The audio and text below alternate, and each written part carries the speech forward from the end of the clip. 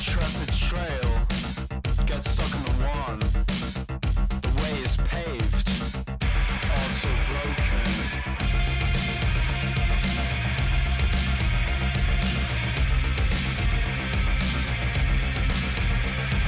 Drown in sorrow, never in peace. This land will live eternally.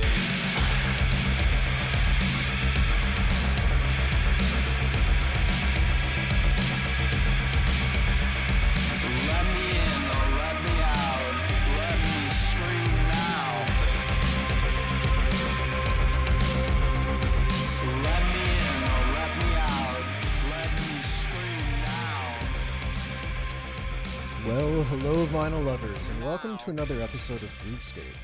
I'm Josh Greenberg, and as always, I'm coming to you from my home studio in Ottawa, Canada. 2020 was a brutal year for everyone, but for some members of our communities more than others. I think especially about our frontline healthcare workers, personal care workers, cleaning staff, teachers, the working poor. I feel lucky to have a relatively safe environment in which to live and work. And I, absolutely respect and honor everyone who stepped up to tackle the COVID-19 pandemic in whatever corner of our communities they live and work. Now, I've said this before, working from home has afforded me the opportunity to listen to far more music than I would otherwise have had a chance to listen to. And I've spent way more money this year on new vinyl than I think I ever have in the past. I feel a responsibility as a music fan to support my favorite artists and the local independent record stores in Ottawa, the city where I live. These stores are an essential part of our cultural economy. I want them to still be here when this pandemic nightmare is over. I long for the days of flipping casually through the new arrivals bin, bumping into other vinyl collectors, talking with shop owners, and taking in that special record store smell, mixture of acetate, plastic, must, and pressed cardboard. Now, regular listeners of Groovescape will be familiar with a series I do called What's on My Turntable, where I talk about 5 albums that I have been listening to nonstop over the past week or so. Now, riffing on this theme, I'm going to talk in this 2020 wrap-up episode about the 5 albums that I loved and needed most over the past year. Now, this won't be one of those best of year lists, mostly because there are already plenty of them that have been published by, real music journalists, music industry sources. NME, Paste, Consequence of Sound, Rolling Stone, and others have their best 10, 25, 50 albums of 2020 list, and you should definitely check those out. In my case, I simply have no idea what the right methods or standards of assessment should be. Is the best album the most original? Is the best the most sold or the most wished for? Does the category best represent outstanding PR efforts by an artist or their label, or genuine evaluations of musical talent or innovation? Is one album better than another because the songs are superior? What are indicators of superior songwriting? Is the album's production or sound quality a key factor behind rating it as the best? Or is it a complex configuration of these and other factors? How do we possibly compare an incredible debut album produced on a shoestring budget and released by an indie label to a new record by an established artist, for which it is less likely that money is a determinative factor? And so because I simply can't figure out how to evaluate one album as better than another, I have only subjective measures, which for me involve a combination of all those factors I've just listed, alongside something intangible, which is how an album makes me feel. The mood it sets or the mood it alters, where it transports me emotionally or intellectually or creatively. And that affective variable isn't always universal. An album might make me feel one way in the spring and in an entirely other way in the summer, the fall, or winter. The music I needed in March of 2020, when like so many others I was scared about the sudden risks of this COVID pandemic, is different to what I need from my music now. This year in particular, music was the mind-altering substance that I needed more than I think I've ever needed music in the past. So take all of this into consideration as I share with you my 5 favorite and most needed albums of 2020. These are the ones that I listened to the most, the albums I found the most comforting, the ones that challenged me the most, the ones that I shared the most with others, the ones that made me feel something in a year of intensive feeling. Now, to qualify for this top 5 list, these albums had to have been released in 2020, even if they were recorded previously. So a remastering and reissue of an older album on new colored wax wouldn't count, but a reissue that perhaps includes previously unreleased materials, B-sides, demos, rarities, live versions, that would qualify. And it's precisely this type of special, unique reissue that characterizes the number 5 album on my favorite 5 list from 2020. I'm speaking here about Tom Petty's Wildflowers and All the Rest. Now, Wildflowers was originally released by Tom Petty in 1994 and has long been a fan favorite that's actually just grown in stature and standing among fans ever since. It's an interesting album, having been released just after Petty's first solo record, Full Moon Fever, and then into The Great Wide Open with the Heartbreakers.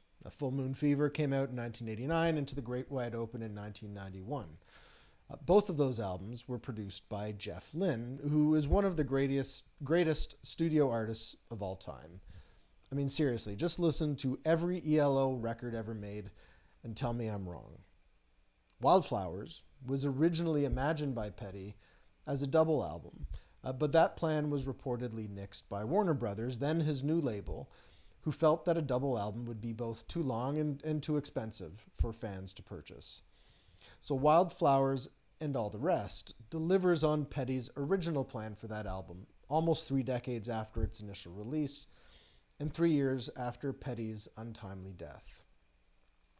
Now, the original album is a sonically stunning production, marked as it is by warm acoustic guitars and beautiful piano tracks across 15 outstanding songs, including probably the 2 most recognizable ones of the album, the title track, Wildflowers, and You Don't Know How It Feels.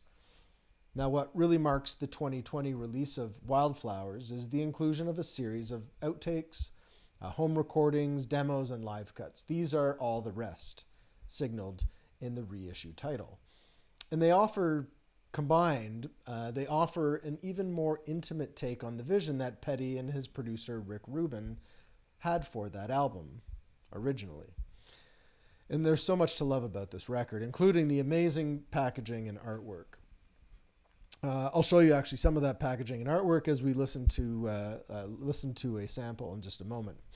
There is a wonderful home recording of the previously unreleased song, There Goes Angela, Dream Away, which evokes the kind of rootsy, laid-back, porch swing aesthetic that totally defines Petty's quintessential sound.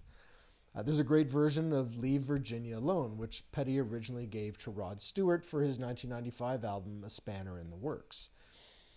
Demos of You Don't Know How It Feels and Wildflowers offer versions of already storied songs from an already storied album that makes this album well worth adding to your collection, especially if you don't already own the original on vinyl. So let's have a listen then to the remastered version of the album's title track. This is Wildflowers.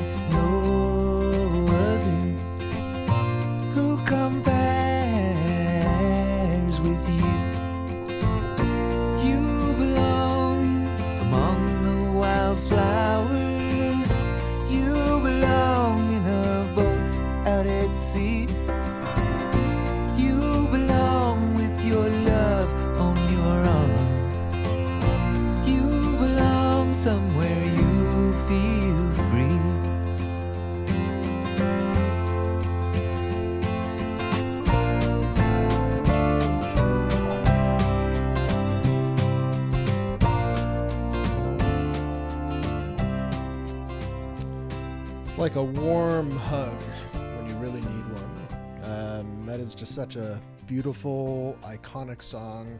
That's Wildflowers by Tom Petty off of 2020's Wildflowers and All the Rest special reissue. Now, that album was released in the fall and has been a comfort blanket for me over these past several months. Now, if you're interested to learn more about the story behind the original album and the special reissue, you should check out the conversation between Rick Rubin and Adria Petty, Tom Petty's daughter, on the music podcast Broken Record, which Rubin is one of the hosts. It's an absolutely wonderful conversation, and it gave me an even deeper appreciation for the place of this very important album in the history of rock and roll. So that was number 5.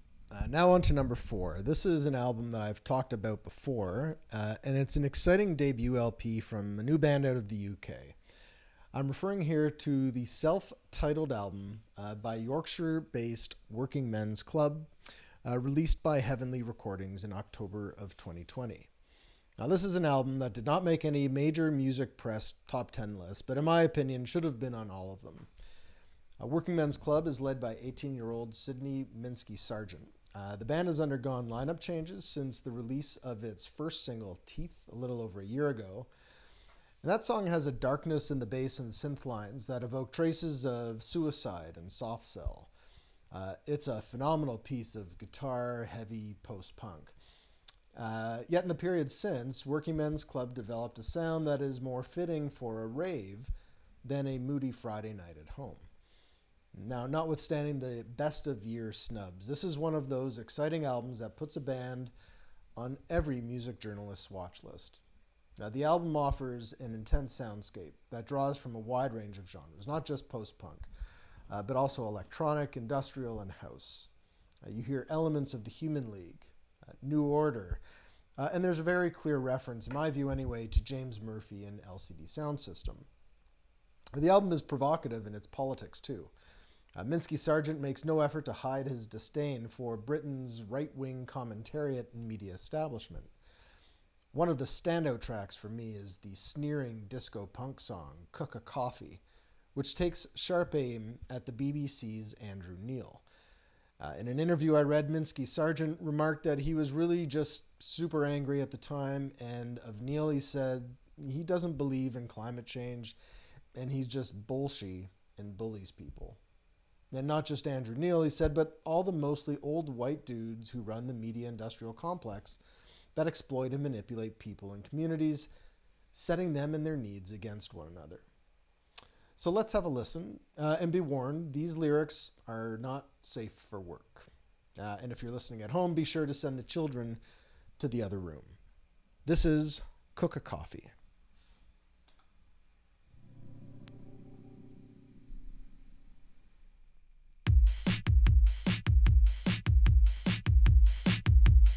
You look like a book, all so boring. Can't bring myself up.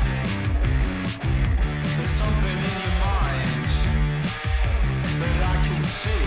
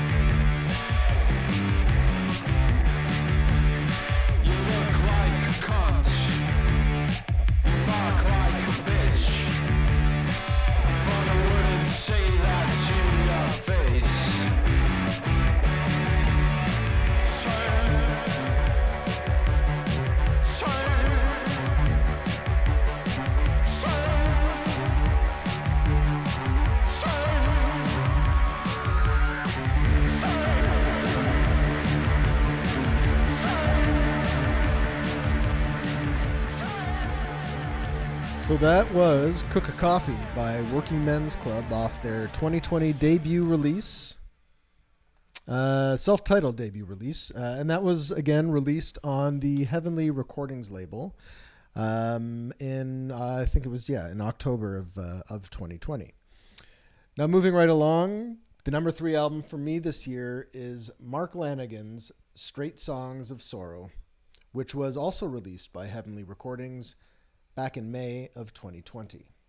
The COVID pandemic has been just fucking depressing. So much pain, illness, death and loss, incomes erased, job security vanished, livelihoods destroyed. It's just brutal. And while most of the albums that I've loved this year have helped to lift me from a state of constant worry, sometimes you just need to stew in your anxiety and sadness.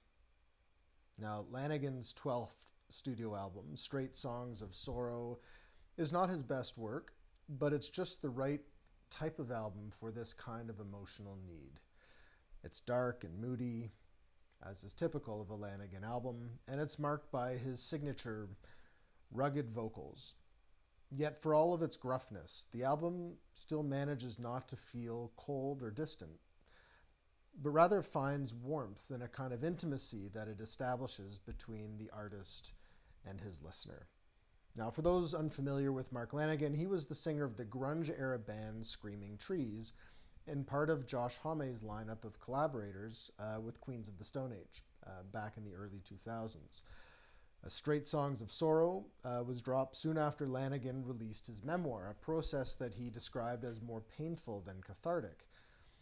You know, the act of writing one's life story is bound to surface a whole lot of emotional depth and tension, both which are evident in the music too. Production-wise, the album is exceptional. It's finished in a really nice, clear vinyl that just sounds amazing. It includes some incredible collaborations too, which I think speaks to Lanegan's reputation in the music industry. Led Zeppelin bassist and keyboardist John Paul Jones, Warren Ellis, who's Nick Cave's right-hand man, Portishead's Adrian Utley, Peter Hook's son Jack Bates, and others.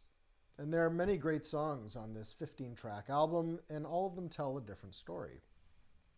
Some of the songs are gloomy, and others are just less gloomy. There are really no uplifting tracks here.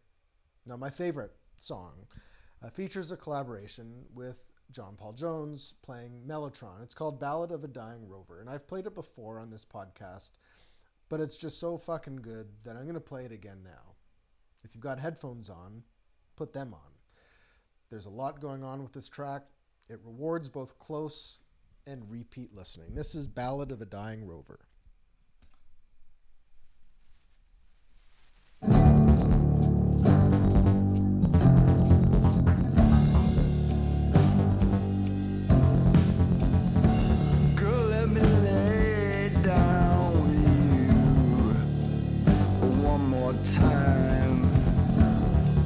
Surprise what I wanna do. Just a man, just a sick man. Girl, I wouldn't lie to you. Not one more time. Ain't no surprise though if I do. I'm just a man, just a sick man. I sit up on the graveyard wall. These grounds will be my bed. I look down upon it all and wonder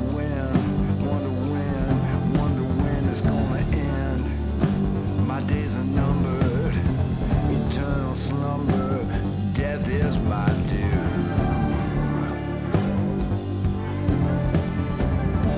Go walk this long last mile with me one more time.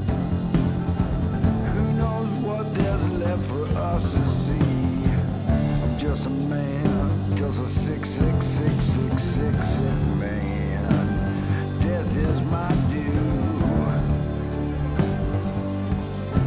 I wouldn't lie to you. So that is Ballad of a Dying Rover by by Mark Lanigan, featuring Led Zeppelin's John Paul Jones playing Mellotron. And that song comes off of Lanigan's haunting new album, Straight Songs of Sorrow, which was my third favorite album of 2020, released by the Heavenly Recordings label.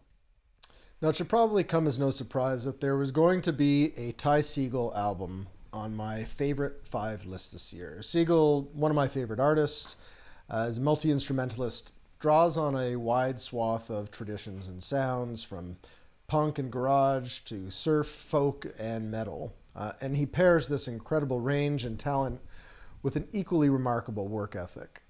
I think in total he's released more than a dozen albums in as many years, with countless others, in addition, when you include side projects and collaborations. Now, a favorite output of these Segall side projects is the third album from the power trio Fuzz, for which Segall puts down the guitar in favor of a set of drumsticks. Now, he also provides the lead vocals. Charles Muthart plays guitar and provides backing vocals, and Chad Ubovich, who joined Fuzz on their sophomore album, plays bass and also provides backing vocals. Now, Muthart plays drums on Segall's mainstay band, the Freedom Band, and Ubovich is a founding member of Meat Bodies, which is a garage rock band based in LA that was founded in, I think it was 2013. Now, Fuzz's third album is appropriately titled Fuzz 3 and was released in October 2020 by the In the Red label. Now, Fuzz also reissued both their debut and sophomore albums in 2020 as well, and both are fantastic, but Fuzz 3 is my favorite of the batch.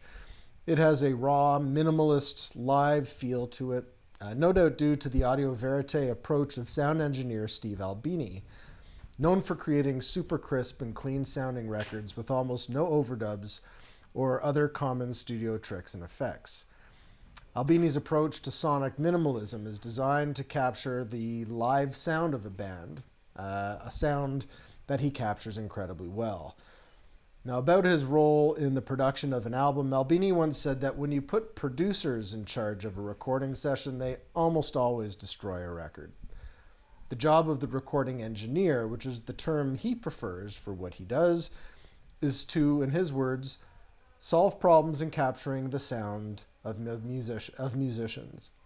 It's not to threaten the artist's control over the music. And I'd say that Albini has captured some amazing sounds on this incredible album.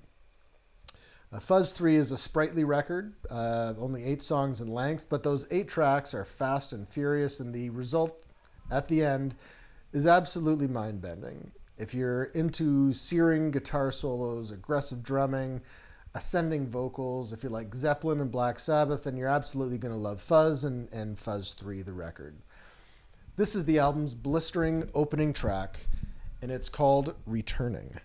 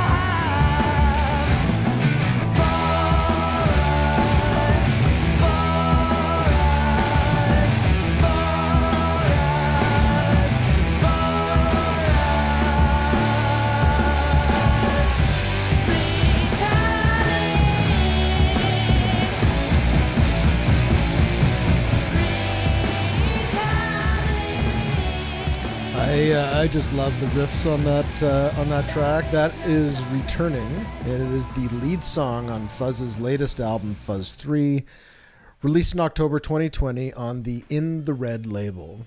And you saw some of the amazing artwork on that album cover as well. The gatefold is just stunning. Some really, really cool psychedelics there. So that was my number 2, my second favorite and most needed album from the last year. We come now to my favorite album of 2020, and for those of you who know me, this probably won't come as a surprise. The Slow Rush is Tame Impala's 4th studio album, following on the heels of the wildly successful release of Currents, their 3rd album, which came out in 2015, Lonerism in 2012, and their debut full-length album Inner Speaker, which was released in 2010 and is set for an anniversary reissue, I think sometime in the next month or two. Anyway, according to Spotify and iTunes, I streamed The Slow Rush more than 150 times this past year. I probably listened to the vinyl version of the album at least, 50 to 75 times in addition. It's the album that I most anticipated at the end of 2019, knew it was coming. It's the album that anchored me in the early days of this terrible year and got me through the last 10 to 11 months, particularly at times when things felt quite bleak and dreary. Now, like Currents before it, The Slow Rush is a psych pop masterpiece. Gone are the crunchy, fuzzy, oversaturated guitars which define the band's early sound. And by the band, I mean Kevin Parker, who is, for all intents and purposes, is Tame Impala. So those, that kind of oversaturated, fuzzy, traditional psychedelic rock sound gets replaced in these later albums, in Currents first and in The Slow Rush, with synthesizers, steady beats, and electronic loops. But still the influence of classic rock bands with big, tight, big sound studio productions, Supertramp, Fleetwood Mac, and ELO are absolutely evident throughout the entire album. And the vibe even has a disco orientation. Kevin Parker has discussed on numerous occasions his interest in making more dance-friendly music. And in a 2016 or 2017 interview with NME, he talked about the transformative effect of listening to the Bee Gees and the impact that had in shifting his sound and style. He talks about how he was stoned on magic mushrooms and cocaine, that he was living in LA at the time, and a friend was driving him and some of his bandmates around town in an old sedan. They're listening to the Bee Gees, and he had what he described as a transformative emotional experience. And I quote, "I'm getting butterflies just thinking about it," he said to the interviewer. "I was listening to Staying Alive, a song I've heard all my life, and at that moment it had this really emotive, melancholy feel to it. The beat felt overwhelmingly strong, and at that moment it sounded pretty psychedelic. It moved me, and that's what I want out of psych music. I want it to transport me."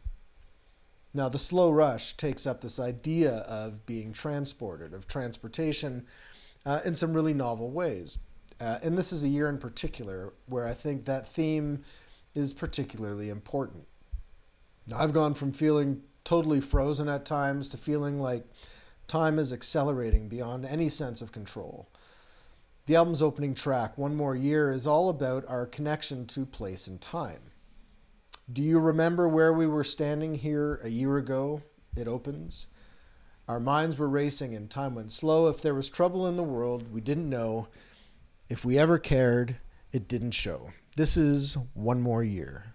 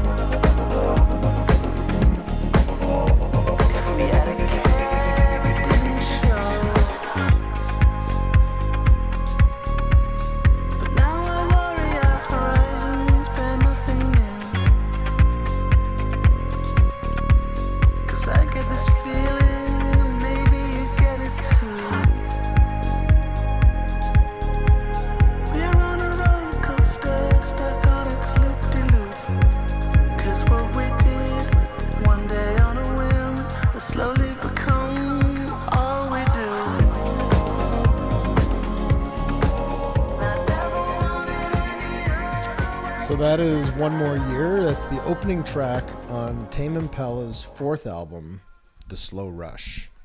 Now, production-wise, this is one of the best-sounding records I've ever heard. The soundscapes are ethereal, cosmic, and wondrous. It is a true studio masterpiece. It's so easy to get lost in this album, the multiple layers and textures, and lost I did get all year long. Lost at the beginning of the year. I would listen to this album all the time during my pre-COVID workouts, way back in February. Lost as I lay on a beach in early March before the world tilted on its axis. Lost in the spring as I lay on my living room floor, headphones on my head, listening to this album over and over and over again. And lost still as I listened to this album on New Year's Eve, celebrating the terminus of this terrible year. The Slow Rush has carried me over the last 10 months in ways that no album has ever done before. Is it the best album of the year? I have no idea, but it's the album that I most needed in my life this last year, and at more than 200 listens, I'm still not even close to being bored with it. It's rich, it's deep, it's textured, it rewards repeat listening. So let's close out this final Groovescape episode of 2020 with what is currently my favorite song from the album. That's, I think, another important point. At some point over the last 10 months, almost every song has been my favorite. But I'm going to play for you as we close this episode out. I'm going to play for you what is currently my favorite song. It's called Is It True? And it was the album's 6th single. It's got a real kind of cool disco kind of tinge to it. The video for this track is also amazing. You should check that out, featuring Kevin Parker singing and dancing in a psychedelic landscape of what appears to be analog glitches and pops. Let's have a listen. This is It True?